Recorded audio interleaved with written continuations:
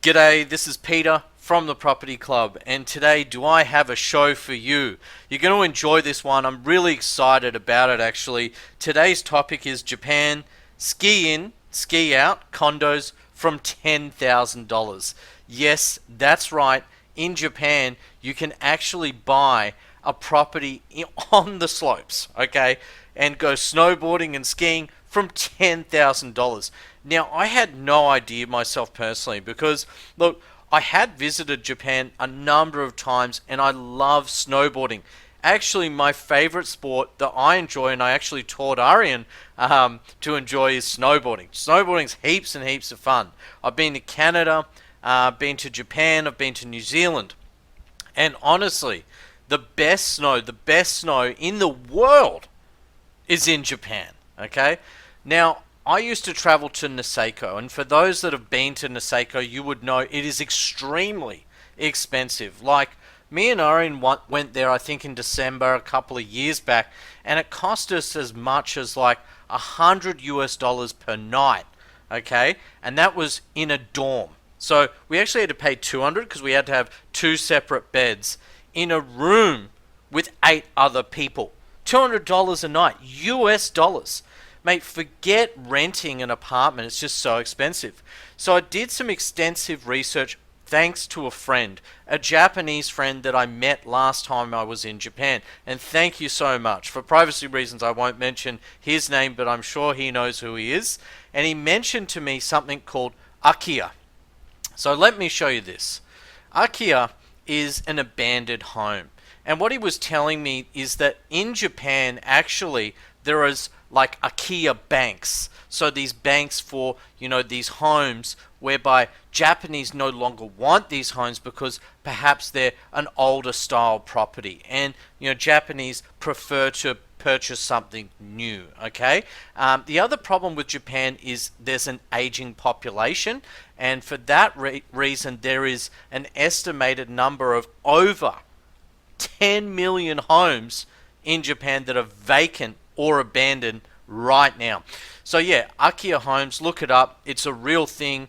It's not really publicized there on the world stage, and I was shocked to find out this information. So I think you're going to be very surprised with what I have to show you today. Okay, so that's Akiya Homes. Let's move along. So after my friend kind of tipped me off, I've been doing an extensive amount of research, and I started this research late last year, but just with work and everything, I stopped thinking about it, I forgot all about it, and just went back to the work scene. But then I've got Easter, and I started to think, hey, let's do some research again about Akiya Homes. So in particular, I love snowboarding, so I wanted to find resort property in the ski slopes very cheaply. So I read this article. This article was written a few years ago now in 2016 by the Japan Times. Resort condos, an option for home buyers. And essentially it's talking about the fact that there's a lot of like holiday properties, like, hotels, that sort of things, that are abandoned because maybe they're 20, 30 years old and Japanese just don't want them. Okay, they're not wanted. And it might sound bad, but look, they want something new. And, what's happening now is, some foreigners are coming in because the laws have been relaxed twofold. Okay, number one, the laws have been relaxed in the sense that now Airbnb is allowed. It has been legalized in Japan. So it's legal to, have a condo and let it out via Airbnb, which is awesome. Thumbs up. The second thing is the laws around real estate and foreign ownership have been relaxed over the last few years. Now, what's interesting is with the 2020 Olympics, which who knows, will it still happen this year? Who knows? There's kind of been a spike in purchases from overseas buyers. But anyway, I'll talk about that in another video. Moving along, I want to show you something because, like I said, I used to travel to Niseko and it was really expensive, and I always thought it was just outside of my budget. If you search on Google, so just look up Japan ski in, ski out condos for sale, have a look at places like Niseko. And look, I'll show you this just quickly. And you can see that condominiums in places like Niseko, which is very popular for skiing, are extremely expensive. Like, look at this one, 770,000 US dollars for a 77 square meter apartment. And let me tell you, that's actually cheap. That's reasonable. Okay, but for normal people like you and me, it's not. Okay, like honestly, 500, 600, $700,000 for a small apartment that you might only use for a few months of the year. Geez, it's a lot of money. Actually, this is probably the cheapest one I found in Niseko, which is 277,000. Moving along, and don't worry, this does get better. There are properties from $10,000. Moving along, look at this one. This is 280 million yen. So if you're wondering how much that is, okay, and the next one, 300 square meters, 900, almost a billion yen. But anyway, let's just look it up. Like 10,000 US dollars, okay, equates to just over about a million yen. So you're looking at 1,078,000 yen. All right. So realistically, these properties here, you know, they're very expensive. The problem being is, as a foreigner, we're searching in English, and the fact is, we're getting ripped off. Because what's happened is, expats have kind of come to these ski slopes. There could be Aussies, and actually it's very popular with Aussies to move to places like Niseko and, you know, have developed in these areas and then try to sell the properties, you know, for a lot more than what they're really worth back home in Australia. Now, I remember when this first started and I went to Niseko like probably about 14, 15 years ago. And you could still buy a condo there for like, you know, $80,000, $90,000, okay? But gone are those days. Forget Niseko. It's just total madness, the prices in Niseko. So I started to think about this IKEA homes. Started to think about the IKEA homes. Also started to think, you know, what's the best way to find these properties? So anyway, long story short, I stopped searching in English. I actually got Japanese and I started searching like I was a local Japanese person. And I was amazed to find, and have a look at this website, which is Himawari. Now, I've just converted this into English. Now, I did a lot of research. I looked up videos on YouTube about, you know, buying repossessed properties. And what I found is this place called Naiba. Now, Naiba is only a few hours from Tokyo. Okay? It's close. You don't even have to go to Niseko, which is, you know, on the North Island in Hokkaido, right? So you've got to actually fly there. So it's expensive to even get there. It's actually cheaper and easier to get to Naiba. And properties are dirt cheap. Now, you might be looking at this thinking 25 yen. That I don't think is a correct figure. They might mean like 2.5 million yen for that property. So we've got to be careful here. But here's a good example. 1.7 million yen. Okay, that's cheap. That's very cheap. Another one, 1.2 million yen. Those prices are real. They're totally real. The reason why Japanese want to sell these properties is because they're old. They don't like the older style buildings, okay? The other problem is there's fees. There's administration fees every month. So you can see this. It's like a body corporate. So the admin fee on this property is 20,000 yen. So there could be admin fees from the building. There could also be some land tax and this sort of thing. The other thing you need to investigate is there any lien or loan against the property? Because you only want to buy the property if it's unencumbered. So this one is a perfect example.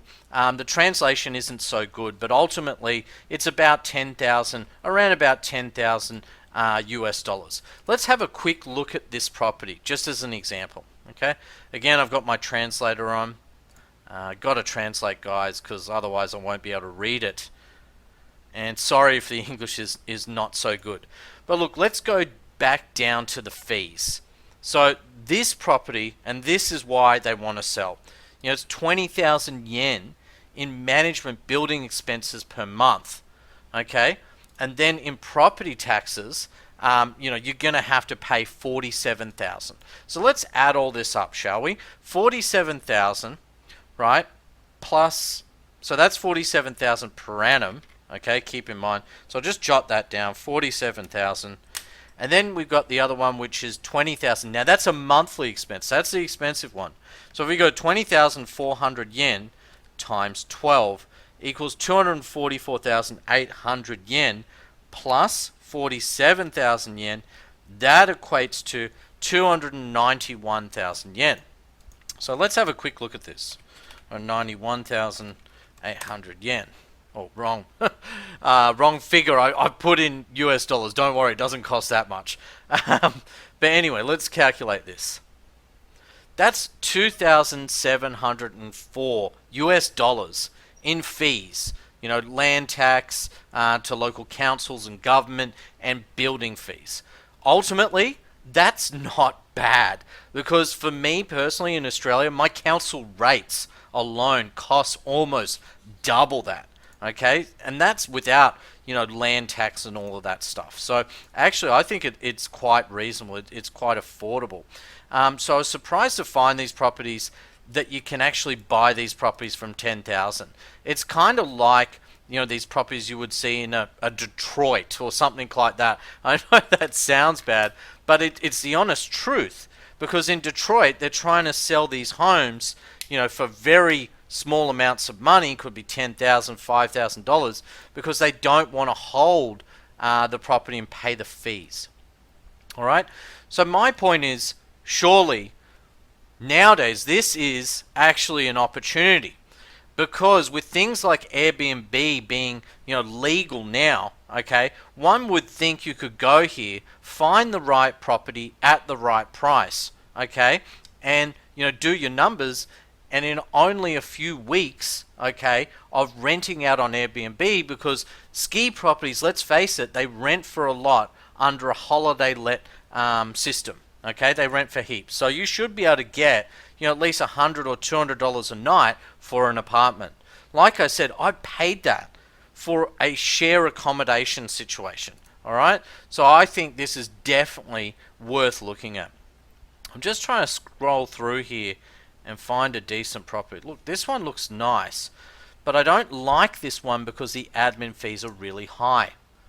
Okay, so I've come full circle and I found this building again. Alright, now the reason I like this one is because it's only a small condo, and think about it, if you're holidaying, when you're on the ski slopes, you're out and about most of your time, okay? So you don't want to spend a lot of time in the room, you just want to go back and crash. Only problem about this particular property is it's 42 years old. But what I like about it is that, you know, the admin fee is just so low. So who knows, between the admin fee and the land tax, you know, what are you going to pay here? Maybe under $2,000 a year? It's not a lot of money. It's really actually quite affordable to own a property on the ski slopes in Japan. And like I said, I really like the location in Naiba. So definitely Naiba's worth looking at. I still need to go there. It was my hope to actually go there earlier this year in February, March, and that's what was planned. But obviously with this lockdown, it just hasn't happened. But anyway, let me scroll through here and I'll give you some really good examples. Bear with me. Okay, while I'm scrolling through, I just want to talk a bit more about, you know, why the Japanese dumping these properties. You know, one of the big things is, you know, Japanese, what they want to do is work. You know, their focus is just work. And seriously, you know, they work extremely hard. So where they're looking to buy, like if they are from Osaka and, you know, they're from Tokyo, what they want to do is buy a property, a condo, most likely, that's close to their job so they can spend more time with their employer. Japanese are spending less and less time holidaying and enjoying themselves. Whereas the Western thinking is kind of like all about, you know, being financially free earlier and, you know, looking at business opportunities and this sort of thing. It's a different way of thinking. Anyway, I've found a few examples. Let's have a look here. Okay, I've got this one, which is 10,000 yen. I think that's actually wrong on the translation. I think they mean to say it's 1,000,000 yen. So let me just convert that for you. 1,000,000 yen is actually under, okay, it's under $10,000. Keep in mind, I believe you will have to pay an agent of sorts, like this Himawari group that I found. You will have to pay them some kind of fee to assist with the purchase as well. I don't think it's going to be a percentage-based fee on the actual property value because of the work that's involved. If it was only like 10% of that, they'd only get $900. So they probably want a few $1,000s to help you with your purchase. So keep that in mind. Just having a look through at this property. Now this is 39 square meters. Admin fees of 18,000 yen per month, which is around about I think 170 US per month. Not a big deal. I like this one because it's sizable. It's 39 square meters. Looks modern inside. It's fairly clean. How old is it? It's only 30 years old. Now for Japanese, that's just probably too old. But for me, I've owned property. I've owned a property that was built in the 1920s. Like in Australia, that's just normal. And what I've always done is I've found like kind of these old fixer-upper homes or older style apartments and then fix them up. What I don't like about this one is it doesn't have a hot spring. It says got mountain views. You can even have a pet. But I would like a building preferably with a hot spring because, when you've been on the ski slopes all day, you really want a hot spring to kind of relax and, get better for the next day because you can be a bit sore. Alright, this is the one I like the most. If I was going to buy in Naiba, I'd probably choose this particular property. This is a great size. It's 56 square meters, which means it's good size for a family. So a family could, deck this out and potentially stay here for the ski season, for a month or two in ski season, and then rent this out on a permanently rent basis during the downtime when you're not there. Okay, and that's what I would do. I would personally spend a month or two, a year there, knowing how expensive it is just to rent, holiday let a ski property. I think this is a great opportunity, so I'd be willing to pay it. 26,000 yen per month. It's a 30-year-old property. It's a big property. It's got a nice view of the mountain, very, very close by. Okay, very close by to the ski slopes. The other thing too, this is only 550,000 yen for 56 square meters. In Japan, that's a decent size. That's actually a very large size apartment. And remember, okay, an apartment like this, going back to, I think I might have closed it now, but yeah, going back to this, like, that's the cheapest, 40 square meters. But if it was a 50 square meter place in Niseko, 57 square meters, that's 500,000 US dollars. So let's compare 500,000 US dollars, right, versus this one for 550,000 yen, which is $5,000. That's $5,000. Jeez, that's insane. Wow. So in the video, at the start of the video, I said from $10,000. I'll still put that in the title of the video, but you're going to be shocked when you see this because that's reality. You can buy this for $5,000. Okay, has anyone got $5,000 they can lend me? Oh, that's a bit cheeky, sorry. But anyway, look, how nice is this? I love Japan. I love everything about Japan. Like, what I'd want to know is, does it have a hot spring or a hot spring close by? Maybe not in the building, but close by, so I can walk to the hot spring and rest after a long day on the ski slopes. And the second most important thing for me is having internet, because nowadays it's all about the digital lifestyle, moving from place to place and being able to access the internet and work online. So for me, this is a real winner. And I think I'm going to put this on my vision board. Absolutely. Totally awesome. So thanks for watching, guys. This has been Peter from the Property Club. Have a great day. And please do share, like, and subscribe. We're almost at 30,000 subscribers. Guys, really need your help. I've got to hit that 30,000. I'm trying to do that before the end of the month. Cheers and bye for now. Bye-bye.